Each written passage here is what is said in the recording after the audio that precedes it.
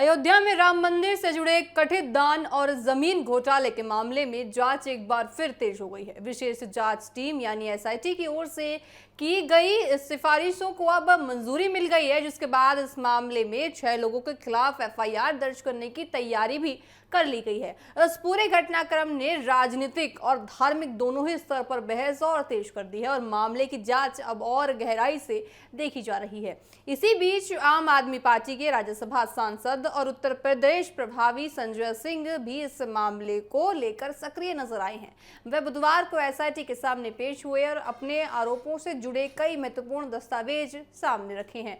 संजय सिंह का कहना है कि राम मंदिर ट्रस्ट के लिए खरीदी गई कुछ जमीनों के सौदे में गंभीर अनियमितताएं हुई हैं। उनका आरोप है कि जिन संपत्तियों के जमीन कम थी उन्हें कई गुना अधिक दाम खारिज कर दिए गए हैं। साथ ही जैसे उन्होंने बड़े जो सवाल है सरकार पर उठाए हैं, योगी सरकार पर उन्होंने तमाम बड़े सवाल उठाए हैं। धांधलेबाजी के तमाम देखिए यहाँ पे सवाल उठाए गए हैं सरकार के खिलाफ, जिससे ट्रस्ट को आर्थिक नुकसान हुआ है, ये संजय सिंह ने कहा है। साथ ही उन्होंने ये भी दावा किया कि उनके पास इस संबंध में ठोस सबूत मौजूद हैं, जिन्हें उन्होंने जांच एजेंसी को सौंप दिया है ताकि निष्पक्ष जांच हो सके। वहीं इस पूरे मामले पर विश्व हिंदू परिषद ने भी अपनी प्रतिक्रिया दे दी है। संगठन के अध्यक्ष आलोक कुमार ने कहा है कि यदि इस तरह की कोई भी गड़बड़ी हुई है तो उसकी निष्पक्ष जांच होनी जरूरी है। उन्होंने स्पष्ट कहा है कि जांच में किसी प्रकार का दबाव या पक्षपात नहीं होना चाहिए और दोषियों के खिलाफ कानून के अनुसार सख्त कार्रवाई होनी चाहिए।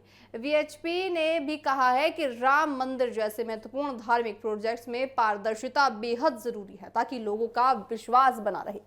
दूसरी ओर राम जन्मभूमि तीर्थ क्षेत्र ट्रस्ट के सचिव देखिए चंपत राय ने जांच का हवाला देते हुए ट्रस्ट से जुड़ी महत्वपूर्ण वित्तीय जानकारी साझा करने से इनकार कर दिया है। उन्होंने ट्रस्ट की आय, खर्च और दान और बैंकों के खाते से संबंधित विवरण देने से पूरी तरह से परहेज करा है। ये कदम उस सामने आया देखिए जब सामने आया जब प्रधानमंत्री कार्यालय में इस मामले को लेकर शिकायत भेजी गई थी और उसे आगे की कार्रवाई के लिए अयोध्या जिला प्रशासन को भेजा भी गया था। इस घटनाक्रम ने मामले को और भी ज्यादा संवेदनशील बना दिया है। इस बीच प्रशासन और जांच एजेंसियां लगातार पूरे मामले की पड़ताल कर रही हैं। एसआईटी द्वारा देखिए जुटाए गए दस्तावेजों और सबूतों के आधार पर आगे की कानूनी कार्रवाई तय की जाएगी।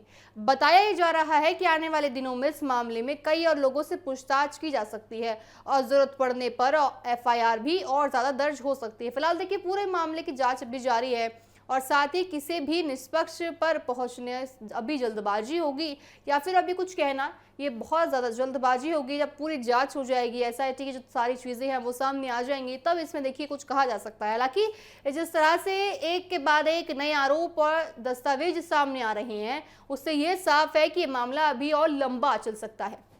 आने वाले समय में एसआईटी की रिपोर्ट और अदालत की कार्रवाई इस पूरे विवाद की दिशा तय करेगी।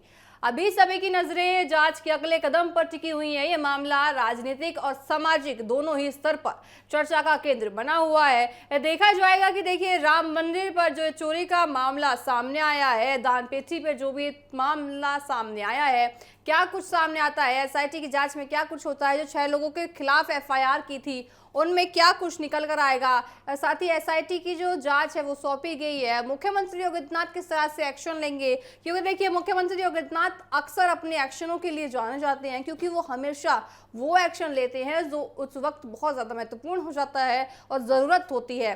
तो ऐसे में कड़े एक्शन के लिए मुख्यमंत्री योगी आदित्यनाथ जाने जाते हैं। जब पूरे दोषी सामने आ जाएंगे, सच सामने आ जाएगा जब राम मंदिर का, तो क्या कुछ रुख मुख्यमंत्री योगी आदित्यनाथ लेंगे, ये बड़े सवाल यहाँ खड़े हो रहे हैं। ट्रस्ट पर भी देखिए बड़े सवाल उठ रहे हैं कि आखिर ट्रस्ट के होते हुए इन सारी चीजों पर धांधलेबाजी आखिर क्यों हो गई, और देखा जाएगा कि एसआईटी की जांच में क्या कुछ सामने आता है।